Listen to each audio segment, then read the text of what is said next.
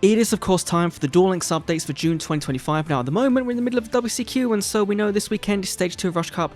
Next weekend of course is the Speed Duel Stage 2, and so we know the first week and a half of June is going to not be that amazing, so fingers crossed there's some good in here, right? We know we're getting a Maddox rerun from the skills, but beyond that we know nothing, so fingers crossed we get a character, that'll be cool.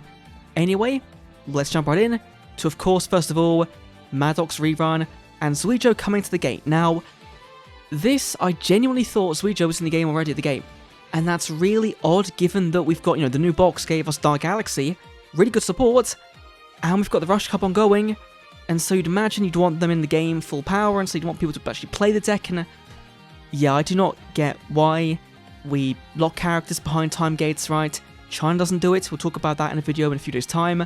But of course, we're also getting some promo cards for Maddox as well. We'll talk about those in a minute. Then in mid-June is the Action Duel event, giving us a new DDD and a new spell card. Okay, that's pretty cool. Why not? And then late June, a new character's coming. Who's it going to be? Swing for the Fences, and we've got a dual capsule. So I'm going to assume, and this is a weird one, right? Because for Seven's World, we imagine next would be maybe YUKA GOHA, or it would be Tiger, right?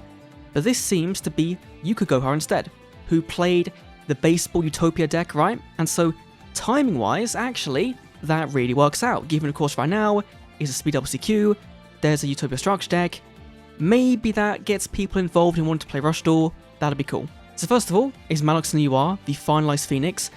This is not that great, right? So relying on your opponent having bodies on their field, you summon back cards from gravity to the level, and so if you're playing against, say, like Galaxy, when they bring out an Oblivion that's level 9, I believe, that's going to be kind of awkward. If you're facing against, like, 7th Road, that makes some 7s, then that's a bit easier, but it's not a great card, and the skill we've got leaked doesn't really do much to make this card live more often.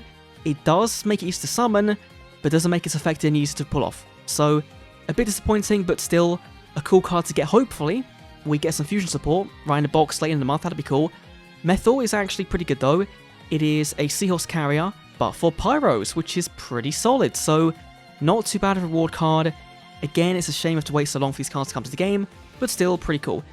Then for speed is the big boy DDD Super Doom King Bright Armageddon.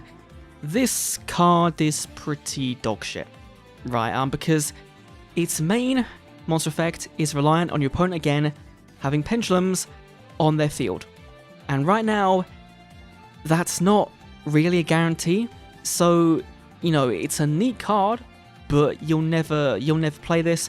Amazing Pendulum gives you 2 face submission pendulums, your extra back to your hand. Okay, sure, that's not awful, but I don't think it's all that great, and getting random Arc 5 support feels a bit weird. I know we got the mini box right a few weeks ago, and that was all kind of inclusive of some Arc 5 stuff, but it just feels a little bit weirdly timed if there's not more support coming.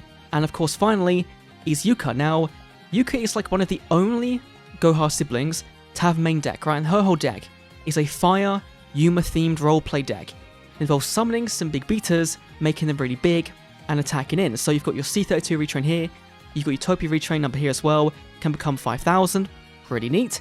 You've got a retrain of Utopic Dragon, that can bring back out your home hits from the graveyard, and then give yourself attack points so it becomes 4,000.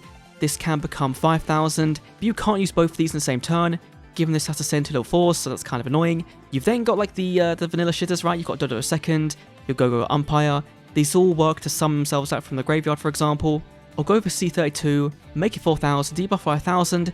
This will be how you kind of get around some of the big fusions, right? And I think the skill has really got to carry here, because this is a deck that came out, and I believe like the 4th or 5th Rush Duel set in the TCG. It's a ways off from the fusions we've got right now, right? We're getting 2024 level fusions in Duel Links, and these are 2022 in 7s, when maximums were kind of the big deal, and fusions weren't really there yet. There's also a field spell, which hopefully there's a skill to kind of make this live more, because you have cards that rely on it, which would be pretty cool. You've got a rank up magic retrain and tag up magic sacrifice force. That's really cool. It's basically 7 shift, but for level 8 fires, and then you could also pop a back row if you sent a level 8 monster to the graveyard to meet its requirement. So if you sack off level 8, bring back out level 8, poor back row. You know, that's not too awful, right? Not too awful. And then that rare thing called trap cards, right?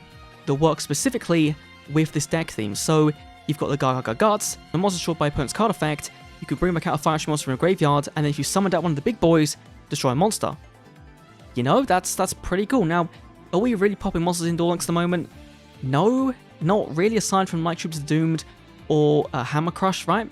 That one's doing it, so swings and roundabouts if this will actually see play at the moment. I don't think it will be that great, but it's still a cool option to have.